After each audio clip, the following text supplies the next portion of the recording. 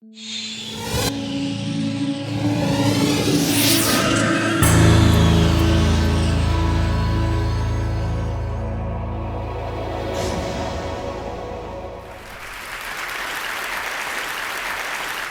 here to celebrate compassion, but compassion from my vantage point has a problem.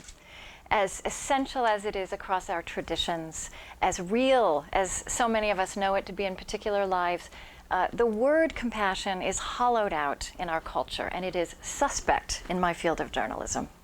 It's seen as a kind of squishy kumbaya thing, or it's seen as potentially depressing.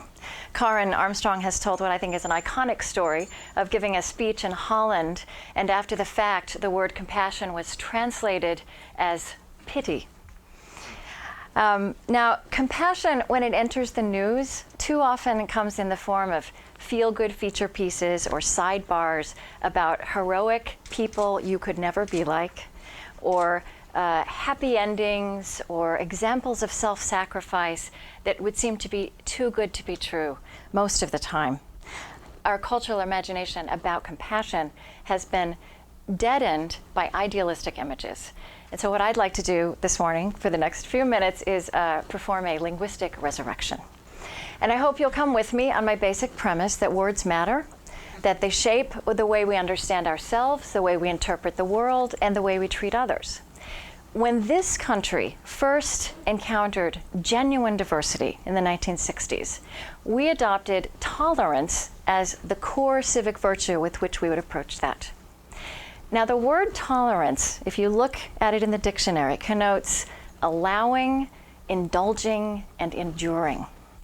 In the medical context that it comes from, it is about testing the limits of thriving in an unfavorable environment.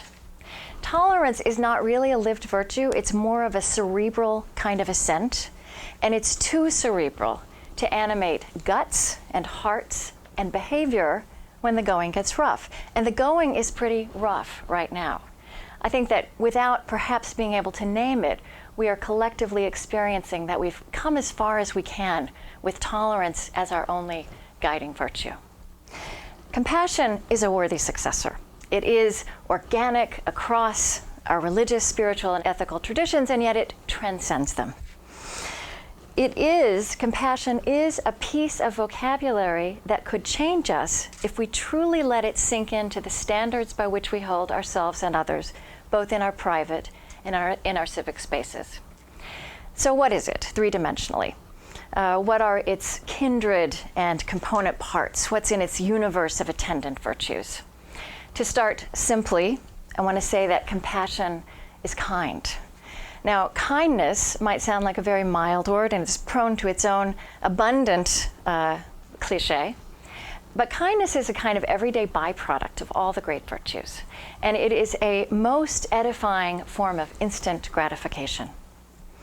Compassion is also curious. Compassion cultivates and practices curiosity. I love a phrase that was offered me by two young women who are interfaith innovators in Los Angeles, Aziza Hassan and Malka Fenyvesi. They are working to create a new imagination about shared life among young Jews and Muslims. And as they do that, they cultivate what they call curiosity without assumptions. Well, that's going to be a breeding ground for compassion. Compassion can be synonymous with empathy. It can be joined with the harder work of forgiveness and reconciliation, but it can also express itself in the simple act of presence. It's linked to practical virtues like generosity and hospitality and just being there, just showing up. I think that compassion also is often linked to beauty. And by that I mean a willingness to see beauty in the other, not just what it is about them that might need helping. I love it that my Muslim conversation partners often speak of beauty as a core moral value. And in that light, for the religious, compassion also brings us into the territory of mystery, encouraging us to see not just beauty, but perhaps also to look for the face of God in the moment of suffering, in the face of a stranger, in the face of the vibrant religious other. I'm not sure if I could show you what tolerance looks like. But I can show you what compassion looks like, because it is visible. When we see it, we recognize it, and it changes the way we think about what is doable, what is possible. It is so important when we're communicating big ideas, but especially a big spiritual idea like compassion, to root it as we present it to others in space and time and flesh and blood, the color and complexity of life. And compassion does seek physicality. I first started to learn this most vividly from Matthew Sanford. And I don't imagine that you will realize this when you look at this photograph of him, but he's paraplegic. He's been paralyzed from the waist down since he was 13 in a car crash that killed his father and his sister. Matthew's legs don't work and he'll never walk again, and he does experience this as an and rather than a but, and he experiences himself to be healed and whole. And as a teacher of yoga, he brings that experience to others across the spectrum of ability and disability, health, illness, and aging. He says that he's just at an extreme end of the spectrum we're all on. And he's doing some amazing work now with veterans coming back from Iraq and Afghanistan. And Matthew has made this remarkable observation that I'm just going to offer you and let it sit. I can't quite explain it, and he can't either. But he says that he has yet to experience someone who became more aware of their body in all its frailty and its grace, without at the same time becoming more compassionate towards all of life. Compassion also looks like this. This is Jean Vanier. Jean Vanier helped found the L'Arche communities, which you can now find all over the world, communities centered around life with people with mental disabilities, mostly Down syndrome.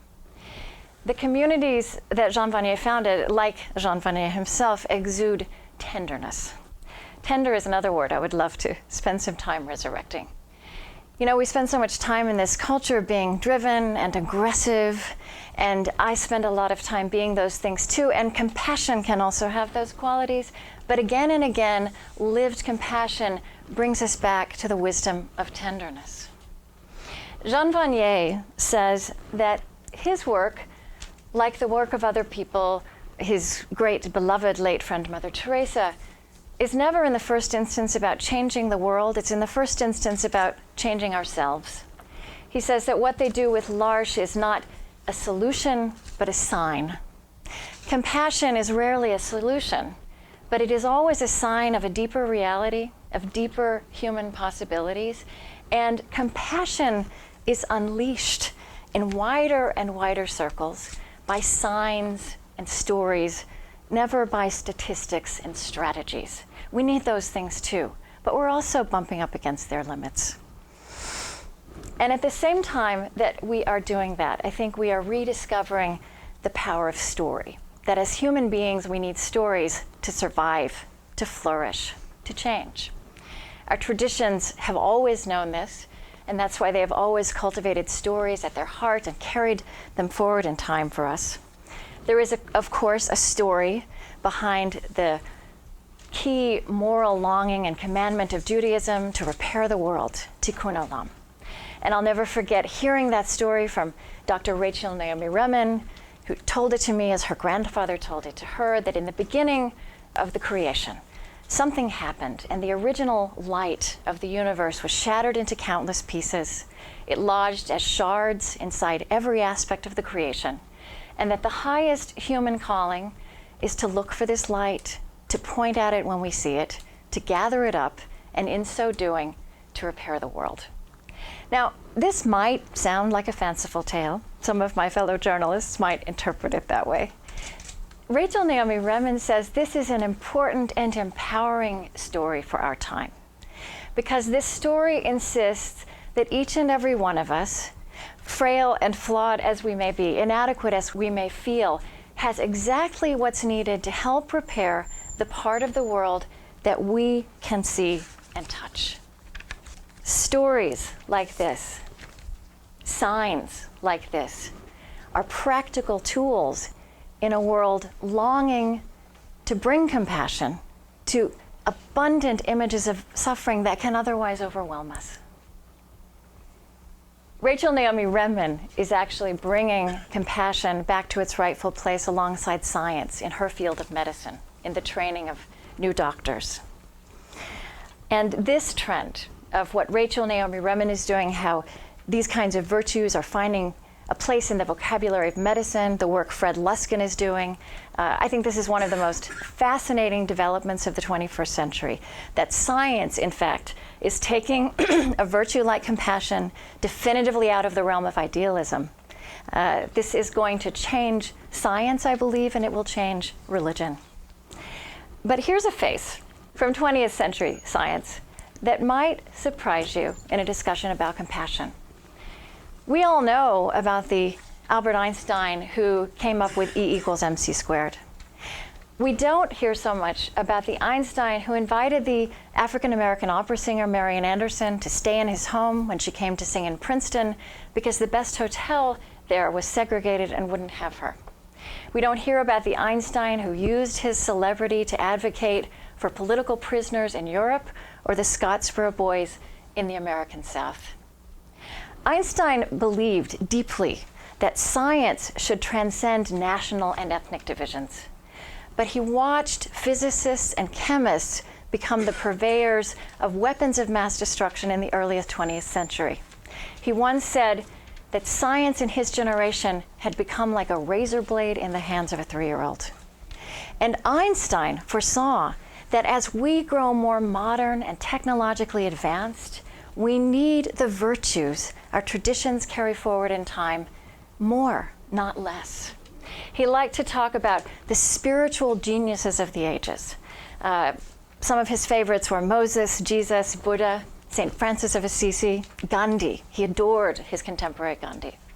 And Einstein said, and I think this is a quote, again, that has not been passed down in his legacy, that these kinds of people are geniuses in the art of living, more necessary to the dignity, security, and joy of humanity than the discoverers of objective knowledge.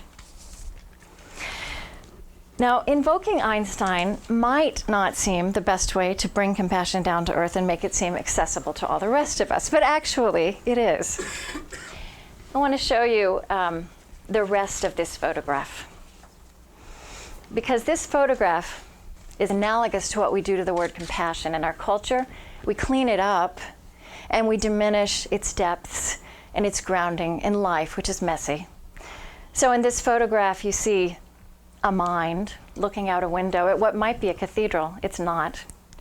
This is the full photograph, and you see a middle-aged man wearing a leather jacket, smoking a cigar, and by the look of that paunch, he hasn't been doing enough yoga. We put these two photographs side by side on our website, and someone said, when I look at the first photo, I ask myself, what was he thinking? And when I look at the second, I ask, what kind of person was he? What kind of man is this? Well, he was complicated. He was incredibly compassionate in some of his relationships and terribly inadequate in others. And it is much harder often to be compassionate towards those closest to us, which is another quality in the universe of compassion on its dark side that also deserves our serious attention and illumination. Gandhi, too, was a real flawed human being. So was Martin Luther King Jr., so was Dorothy Day, so was Mother Teresa. So are we all. And I want to say that it is a liberating thing to realize that that is no obstacle to compassion, following on what Fred Luskin says, that these flaws just make us human. Our culture is obsessed with perfection and with hiding problems. But what a liberating thing to realize that our problems, in fact, are probably our richest sources for rising to this ultimate virtue of compassion, towards bringing compassion towards the suffering and joys of others.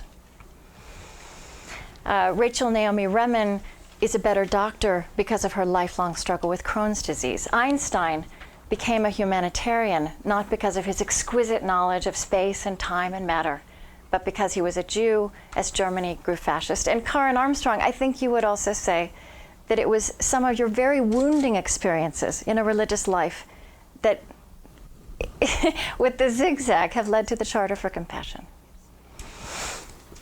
Compassion can't be reduced to sainthood any more than it could be reduced to pity. So I want to propose a final definition of compassion. This is Einstein with Paul Robeson, by the way. And that would be for us to call compassion a spiritual technology. Now, our traditions contain vast wisdom about this, and we need them to mine it for us now. But compassion is also equally at home in the secular as in the religious. So I will paraphrase Einstein in closing and say that humanity, the future of humanity, needs this technology as much as it needs all the others that have now connected us and set before us the terrifying and wondrous possibility of actually becoming one human race. Thank you.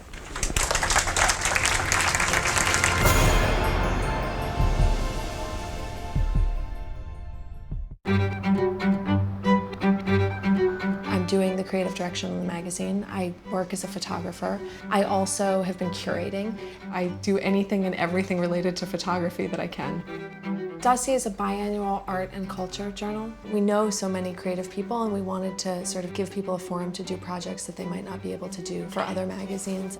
My BlackBerry works with my lifestyle because I actually work from my phone, going back and forth with different clients constantly. If we're planning an issue of the magazine, I'm looking at proofs on my phone. The new one has a keypad and then also a touchscreen. I really like the keypad. I could not write long emails on a phone that just had a touchscreen. There's no way. I started taking pictures seriously when I was about 17, but I just didn't think it was going to be my job. Up until very recently, all of my personal work was pictures of just like what was around me. If I'm sitting around with friends, I usually have my camera, I take a picture of what I see. Bones! Pony! He's like, I guess this is where you want me. The quality of the camera on the BlackBerry is definitely good enough that I can do almost anything I want online with it. I contribute to a couple different blogs aside from the Dossier blog. A lot of times I'll just send them pictures from wherever I am taken with my BlackBerry. This is rainbow eucalyptus in Maui, and it grows by the side of the road. This is taken from the top of the Pompidou in Paris. It's the line to get in. That's a hedgehog in the souk in Marrakesh. It's the inside of my dog's mouth. I just travel a lot for work, you know? I have my phone with me everywhere I go. It works anywhere in the world, and that's awesome.